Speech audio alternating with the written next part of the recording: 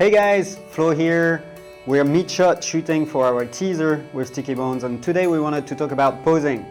Because posing is Stickybones' language. You see, this guy doesn't talk yet, not yet, but with a posture he can tell a million stories. So what story is your Stickybones trying to tell? Today we're going to look at 3 steps to guide you towards a successful pose, a storytelling pose. So let's get to it.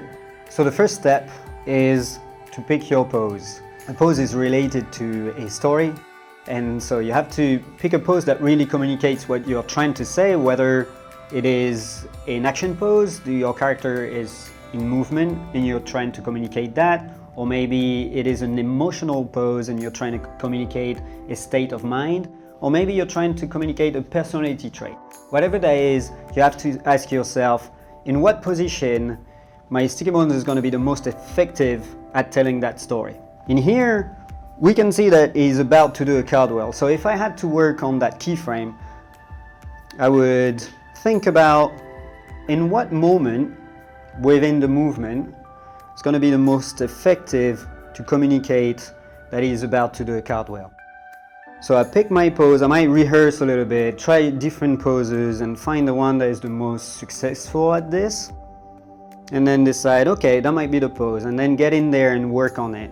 Now there is a lot that we can talk about when it comes to finessing your pose, but for now, some quick things to keep in mind are lines of action, try to avoid twinning and stiffness, find interesting dynamic lines. And then once you're happy about your pose that you have in your hands here, and you'll think, okay, that is pretty successful, I think that we can understand what's going on, I like it.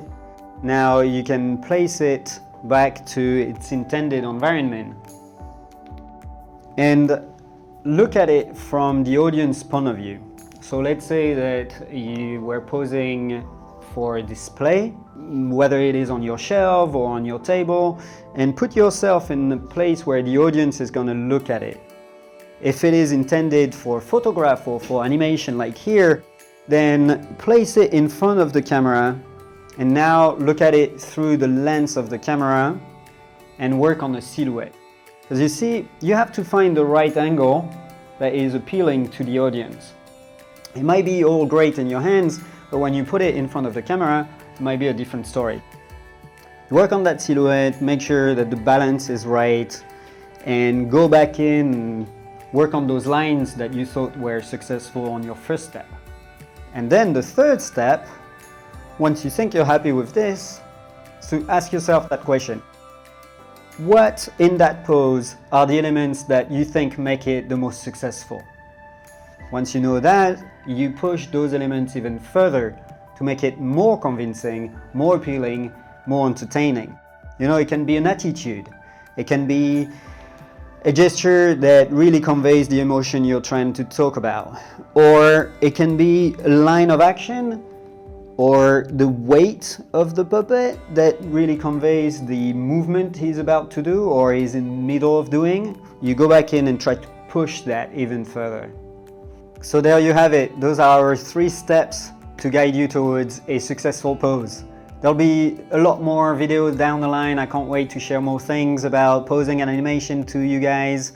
In the meantime, happy posing. Stay tuned. Until next time. Ciao.